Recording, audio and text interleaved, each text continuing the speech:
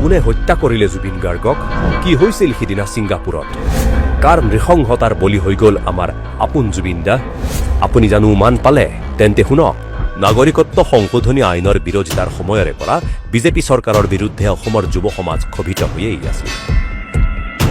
তাৰ পিছতে বিভিন্ন নিযুক্তিৰ খেলিমেলি মূল্যবৃদ্ধি হিমন্ত বিশ্ব শৰ্মাৰ বিভিন্ন মইমতালিয়ে সীমা চেৰাই যোৱাৰ উপক্ৰম হোৱাৰ সময়তেই এক শক্তিয়ে যুৱচামক এই সকলোবোৰৰ বিৰুদ্ধে মাত মাতিবলৈ সাহসী কৰি তুলিছিল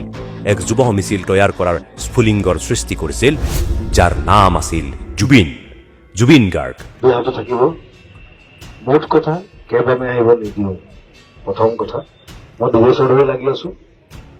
2 বছৰ হ'ল চাগে ন চিৰি থকা আমি আৰু এই বস্তু বিজেপি চৰকাৰে বুজি পাব লাগে আচলতে যে কিয়নো চিৰি আছো কিয়নো ইমানটো মানুহ ভুল হ'ব নোৱাৰেতো তেওঁলোকৰ কেইজনমান মানুহ নিজকে যদি শুদ্ধ বুলি ভাবে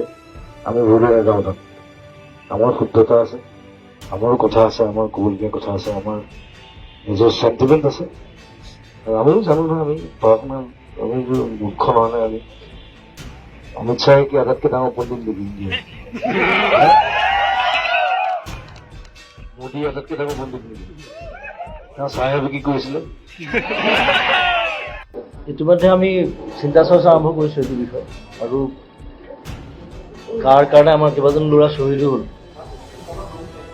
বহুত কষ্ট হ'ল চবৰে গোটেই আমি দিন ৰাত একাকাৰ কৰি আমি যুদ্ধ কৰিলোঁ গতিকে ইমান সহজে এৰি নিদিওঁ কা যদি বলবৎ হয় মই আকৌ ওলাই আন্দোলন কৰিম নিশ্চয় কৰিম সদায় কৰি আছোঁ সদায় কৰিম এই জুবিন নামৰ ৰক্তশিখাই হিমন্ত বিশ্বৰ ৰাজমহল তাজপাতৰ দৰে ভাঙি পেলোৱাৰ সাহসক উদ্বুদ্ধ কৰিবলৈ আৰম্ভ কৰিছিল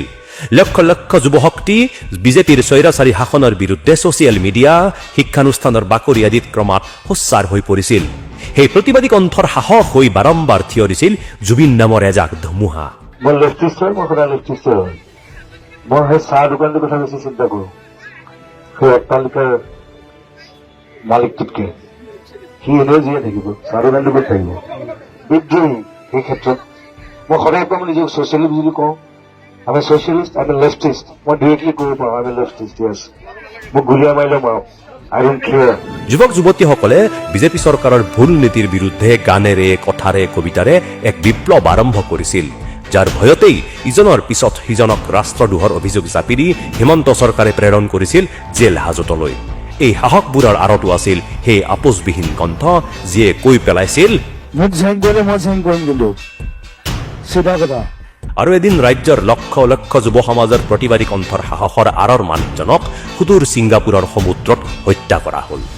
কিয় হত্যা কৰা হ'ল কোন হ'ব লাভান্বিত কাৰ গাদী সুৰক্ষিত হ'ব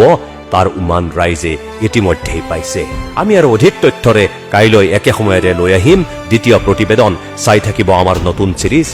death games of Zubeen Garg